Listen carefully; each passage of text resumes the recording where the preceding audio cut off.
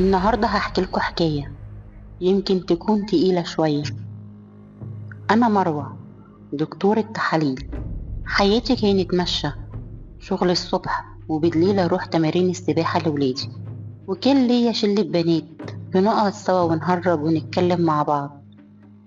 من كام شهر دخلت علينا بنت جديدة اسمها منور. اتعرفنا عليها بسرعة، كانت طيبة وخفيفة وبتحب الهزار.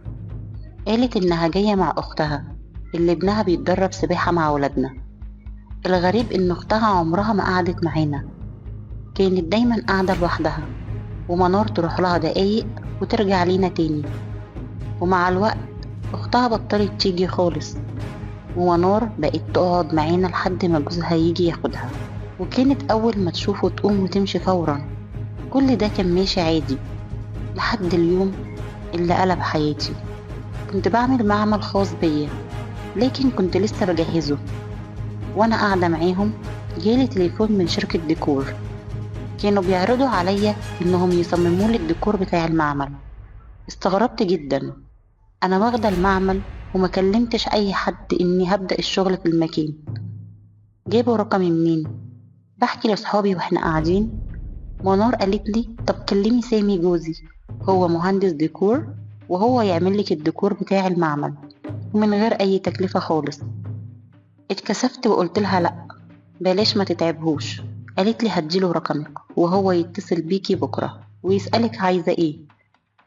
بالليل جوزها جه وخدها ومشيت. تاني يوم في المستشفى دخل عليا أستاذ أشرف مدير المشرحة، وقال لي عندنا جثة بقالها 5 أيام، مات في حادثة، والطب الشرعي طالب عينة DNA. ممكن تنزلي تاخدي العينة؟ أنا توترت، أنا أصلا بكره أنزل المشرحة، بس الراجل كان بيطلب مني بذوق وبيترجاني، فنزلت. فتحوا التلاجة وطلعوا الجثة، وبشيل الغطا من على وشه ولقيته سامي. سامي جوز منار اللي كان امبارح في النادي وقبلها بيوم وبيجي ياخدها كل يوم. رجعت لورا لحد ما خبطت في الحيطة وقلبي كان هيقف. ازاي جثة بقالها 5 أيام وهو كان موجود امبارح؟ فجأة تليفوني رن. لما رديت، دكتورة مروة معايا؟ أنا سامي جوز منار اللي معاكي في النادي. اتجمدت مكاني، أنا شايفاه ميت قدامي وهو بيكلمني. حاولت أهدى وقلت له أهلا وسهلا، كنت عايزة أخلص المكالمة بأي طريقة. قال لي شكلك مشغولة، هكلمك تاني. بس قبل ما أقفل عندي سؤال، وسكت.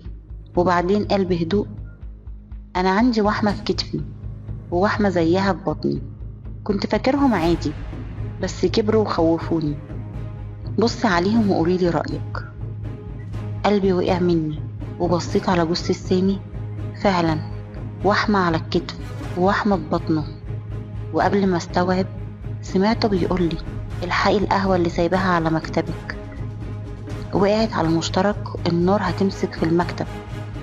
ولما قال كده جريت، طلعت لقيت المكتب مولع والناس بتحاول تطفي النار وطفوها أخيرا. اتصلت بيه، رقمه مقفول، كنت مرعوبة. وبعدين سمعنا صوت فرملة جامدة بره المستشفى، جرينا نشوف، لقيت عربية خبطة بنت سايحة بدمها.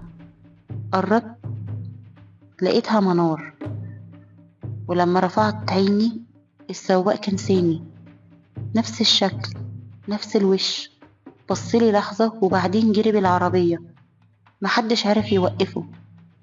شلنا منار وجرينا بيها على الطوارئ، كانت بتتنفس بالعافية. مسكت ايدي وقالت لي ما تسيبهوش، اوعي يا مروة ما تسيبهوش. وفجأة سكتت وماتت. وقعت من طولي مش فاهمة حاجة، ازاي سامي ميت وازاي كلمني وازاي اللي خبطها هو نفسه. فقت لقيت نفسي برا غرفة الطوارئ، رفعت وشي ولقيت منار واقفة قدامي عند باب الطوارئ، نفس هدومها نفس كل حاجة.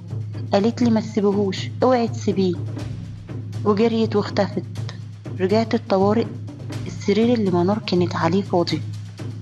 سألت فين البنت اللي كانت في الحادثة، الناس قالوا توفت. ونزلناها التلاجة. نزلت المشرحة وأنا مش قادرة أتنفس، بفتح التلاجة وبشيل الغطا. منار موجودة ميتة. وفجأة تليفوني رن. لما رديت صوت منار. ضحكت وقالت لي ايه يا مروة مش جاية التمرين؟ ايه يا مروة مش جاية التمرين النهاردة؟ وسامي كلمك ولا لأ؟ اتجمدت مكاني. قلت لها بصوت بيترعش انتي فين؟ قالت لي فين؟ غريبة، ده انا نايمة قدامك اهو. وبعدها الصوت اختفى والنور قطع.